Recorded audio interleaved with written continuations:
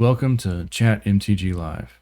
In this video, I've created 6 essential questions that all new players or people that are interested in playing Magic the Gathering should ask. The first one is always, what is Magic the Gathering?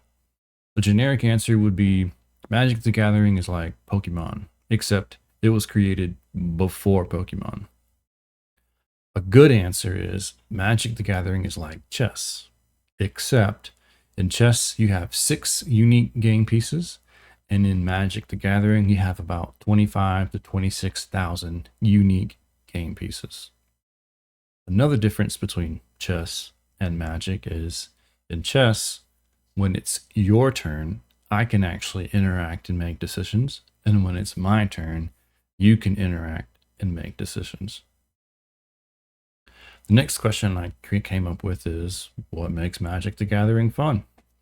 And the simple answer, and I think it's a good one, is Magic the Gathering has a core set of rules, and you use the cards, Magic, to bend the rules in order to gain an edge or to win the game. Later on, however, as you play more, you'll find different ways or different methods of bending those rules, and the game continues to be fun or exciting. So, what do you need to start playing Magic the Gathering? Well, essentially nothing. The first time I ever played Magic the Gathering was with a friend at a school. He had 2 decks and was like, here's one, figure out how to play, or let's figure out how to play. And we played together, and he kind of taught me the general rules of the game and how to play. Another really good way to get started playing is online. And there's 2 versions of online Magic the Gathering. There's Magic the Gathering Online, and for new players, I do not recommend that. There's also Magic the Gathering Arena. And Arena is a mobile app. It's also available on PC, and it may be available on Mac. I don't know. I don't play it on Mac. The benefits to playing Arena is it's fast-paced. You can play it on a mobile phone, so as long as you have Wi-Fi and a phone or a decent like laptop or computer, you can play the game all the time, and it teaches you the game. It won't let you do things that are incorrect. It won't let you order things in a wrong way. So it kind of guides you through that. The games are pretty fast-paced. Is it how you should start? I don't know. I would tend to say no. I tend to say you need to find someone that you know that plays, or go to a store and meet some people and be like, hey, I'm new, I want to learn. And I can promise you, if I'm sitting at a table with some people and you're like, hey, I'm new, I want to learn, and I have an extra deck, I'm going to lend it to you and let you play and teach you how to play the game. So the next question I have is there more than one way to play Magic the Gathering? And what's my favorite? So the answer is yes, there's a ton of ways to play Magic the Gathering. The most popular, which is what you're probably familiar with if you're watching this, is what's called Commander.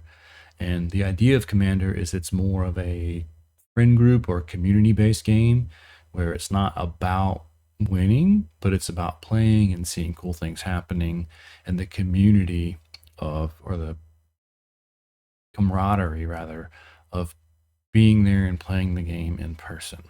You can play it online.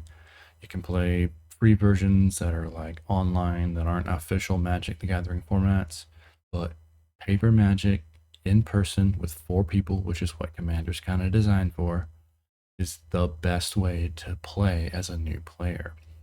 Can you play competitively? Absolutely. Can you play decks that cost a ton of money, which we'll get into in a minute? Yes. Can you play really cheap decks? Yes. So let's talk about the money side of Magic the Gathering. Is it expensive? Is it pay to win? And the answer is yes, yes, no, and no. So just like any other hobby, like racing or boats, they can be extremely expensive, and they can consume your time and your resources. They can also be really cheap. You can buy a crappy car and go race it at a dirt track. You can buy a really cheap jet ski, tinker with it a little, fix it, and take it out and have just as much fun as the guy that's riding around on a $100,000 boat or $40,000 jet ski. The idea is mindset. So if you come in and you're like, hey, I want to win, I want to win.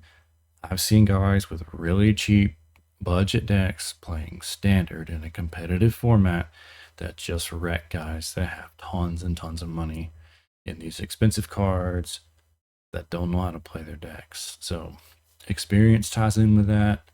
Finances definitely tie in with it. And what really matters is who you play with. So for me, if you're a new player, I might have a really expensive deck. You might have a budget deck or whatever. I'm not necessarily going to beat you or roll you over because I want you to continue to play the game. So can it be expensive? Yes. Can it be cheap? Yes. Can you win with cheap decks?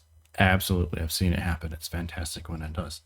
Can you get beat down by an expensive deck? Yes, it happens. It's not fun. So the idea of Commander is they have this new tier system, like 1 through 5. I forget what they call it now, but you're supposed to have that conversation. Hey, this is kind of what I expect. This is what I want to do, and then you play. So your play group really can control how much fun you have, and then your deck can also do that as well.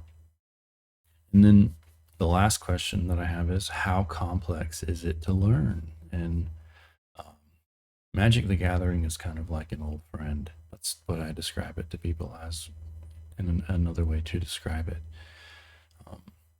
That old friend of yours is always going to tell you those same stories over and over and over again, and you've heard them, and they'll change over time.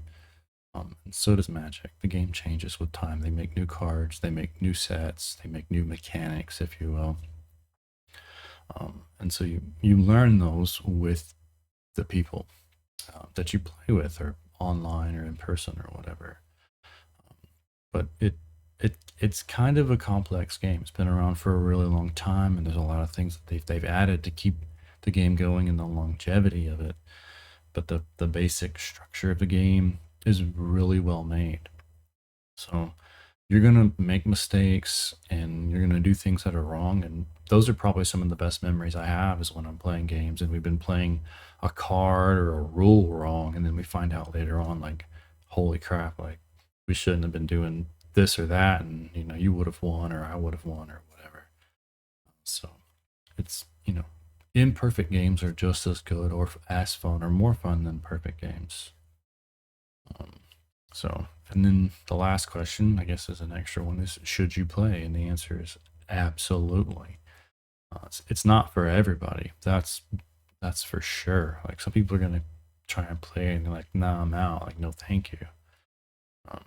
But it's really important that you play with someone that maybe play with someone that you trust. They'll go easy on you and make you have a good experience. So yeah, that's the short version of most important questions for new players and people that are interested in Magic. It's a great game. It's one I've played for a really long time. I'm going to continue to play until I'm an old man, and I'm kind of old now. So see you soon in the next video. If you haven't subscribed, please subscribe. Bye.